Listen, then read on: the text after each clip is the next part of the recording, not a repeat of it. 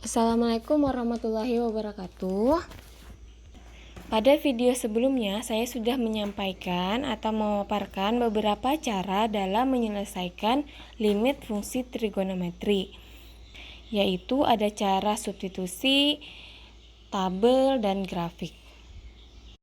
Nah, apakah caranya hanya 3 saja? Jika kita menemukan soal, lalu kita menyelesaikan menggunakan cara tabel, maka kita harus menggunakan kalkulator. Sedangkan jika kita menggunakan cara grafik, maka kita memerlukan aplikasi yang bisa membuat grafik secara otomatis. Karena jika kita menggunakan cara manual dalam menyelesaikan limit fungsi trigonometri menggunakan grafik akan memakan waktu yang sangat banyak. Selanjutnya, jika kita menggunakan cara substitusi langsung, bisa saja nanti hasilnya bernilai nilai tak tentu. Jadi, bagaimana solusinya agar kita bisa menyelesaikan limit fungsi trigonometri tanpa harus menggunakan tabel dan grafik? Jika nilai limit dari fungsi trigonometri bernilai tak tentu. Nah, pada video kali ini saya akan memaparkan beberapa cara yang bisa kalian gunakan untuk menyelesaikan limit fungsi trigonometri tanpa harus menggunakan cara tabel dan grafik.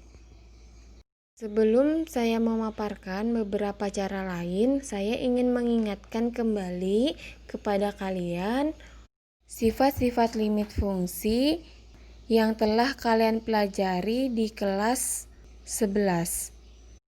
Nah, sifat-sifat limit fungsi ini bisa kalian gunakan juga untuk membantu kalian dalam menyelesaikan limit fungsi trigonometri. Di sini saya tidak akan menjelaskan lagi tentang sifat-sifat limit fungsi. Jadi silahkan kalian mengingat kembali pelajaran kalian di kelas 11 mengenai sifat-sifat limit fungsi.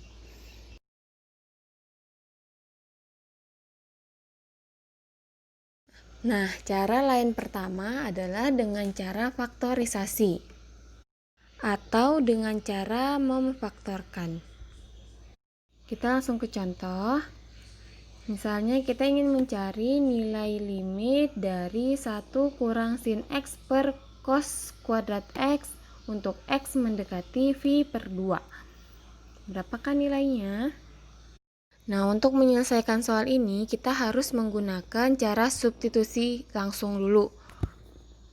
Jadi jika kita menggunakan substitusi diperoleh nilai, kita substitusi aja nilai X-nya sama dengan V per 2, maka diperoleh 1 dikurang sin V per 2 dibagi cos V per 2 pangkat 2. Jadi untuk cos kuadrat X dan cos X dipangkatkan 2 itu sama ya, cuma beda bentuk aja.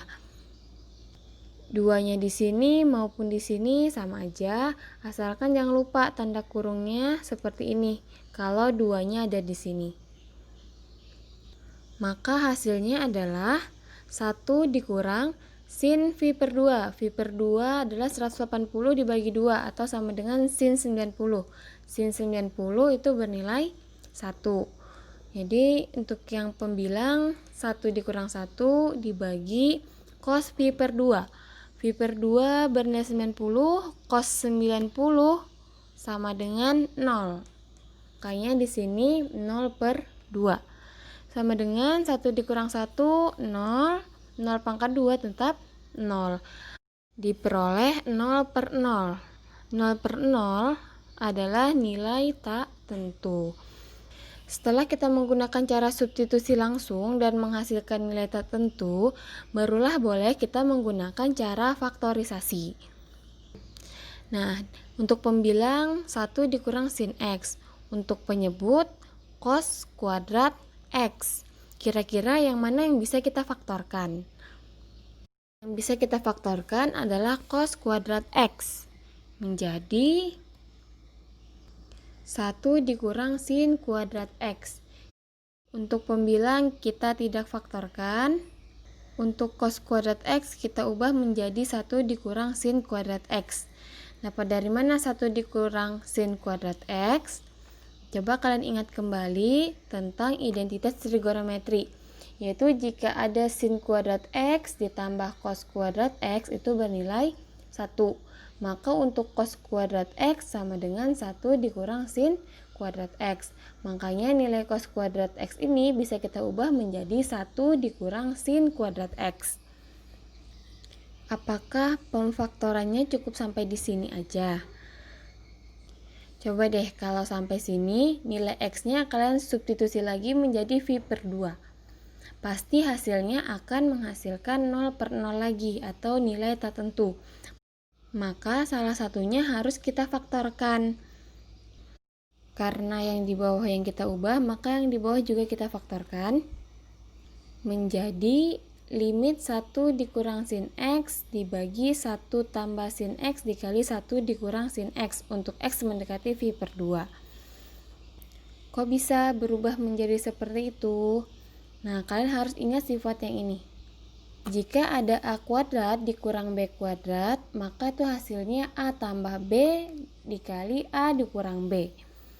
Tapi satunya nggak pangkat 2, ya nggak apa-apa, karena 1 pangkat 2 menghasilkan 1 juga. Jadi kalau kita ubah ini 1 pangkat 2 dikurang sin kuadrat X, maka bentuknya sama dengan A kuadrat dikurang B kuadrat.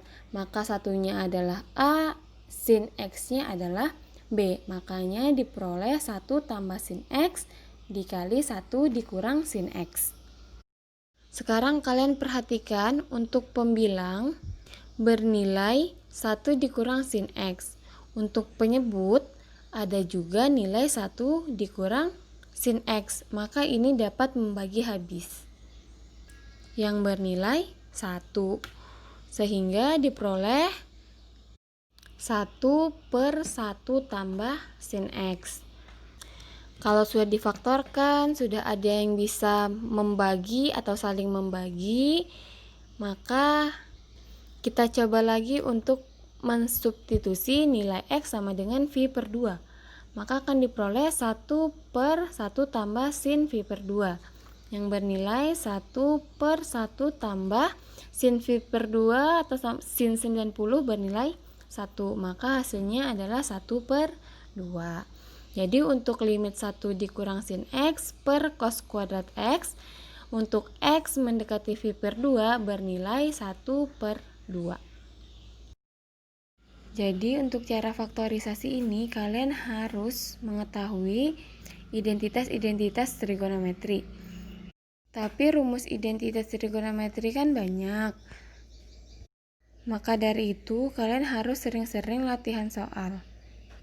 Setidaknya kalian mengetahui rumus yang ini, yang A kuadrat dikurang B kuadrat, identitas trigonometri sin kuadrat X tambah cos kuadrat X sama dengan 1, dan sudut rangkap 2 atau sudut ganda. Silakan nanti dicari aja, atau buka lagi buku matematika peminatannya kelas 11.